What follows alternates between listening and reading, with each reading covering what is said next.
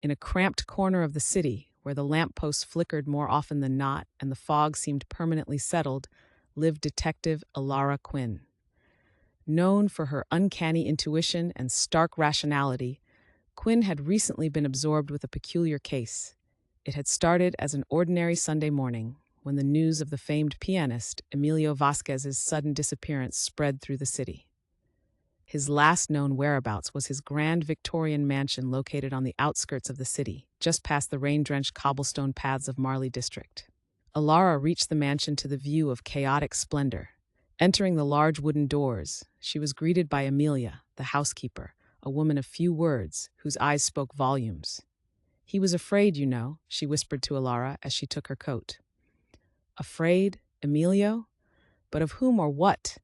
Alara inquired, her curiosity piqued. Amelia just shook her head, her lips sealed as if locked by an invisible key. The main hall of the mansion was adorned with portraits of the Vasquez lineage, and the air was thick with the scent of aged mahogany. Alara's eyes were drawn to the grand piano in the corner of the room. Atop it lay a sheet of music, the notes abruptly ending in a series of frantic scribbles.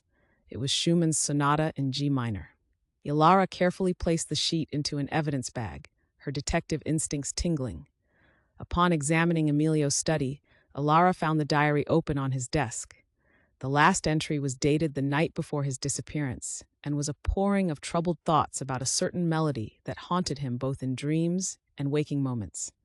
It was becoming more than mere paranoia. It was edging towards fear. Further inquiry led her to Emilio's closest associates and competitors.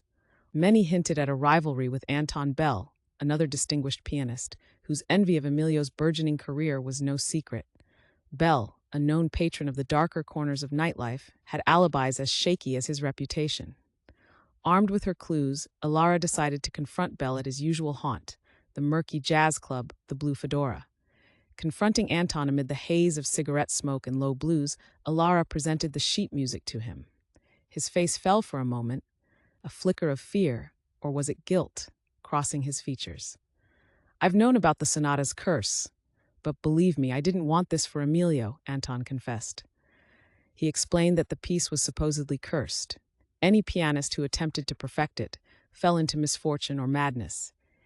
Emilio had dismissed these stories as superstitions, but his fear suggested otherwise. Anton pleaded his innocence and revealed that he had seen Emilio last at a private collectors' gathering, where he had appeared deeply disturbed after a secretive discussion with an anonymous buyer interested in his latest composition. With fresh leads, Alara followed the trail to the collector, Mr. Fenley, an eccentric millionaire with a penchant for mysterious artifacts. Her discussion with Mr. Fenley unfolded the final piece of the puzzle. It was revealed that Emilio had sold his composition to protect his family from potential threats linked to his exploration of forbidden sonatas linked to ancient myths. Armed with this information and tracing communications between Emilio and the collector, Alara deduced that Emilio had staged his disappearance as a ruse to escape the threats and pressure haunting him. With more digging, confidential tips led her to a secluded cabin by the cliffs of Old Willow Beach, where she found Emilio, alive but shaken. The pianist was taken aback by the realization of the impact of his disappearance, but grateful for the detective's perseverance and dedication.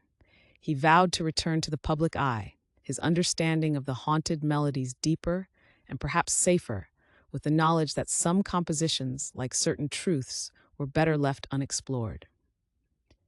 As Ilara drove back to the city, the first light of dawn was breaking. Casting long shadows across the road, she felt a sense of contentment. The enigma unraveled, understanding once again that not all mysteries were meant to remain unsolved.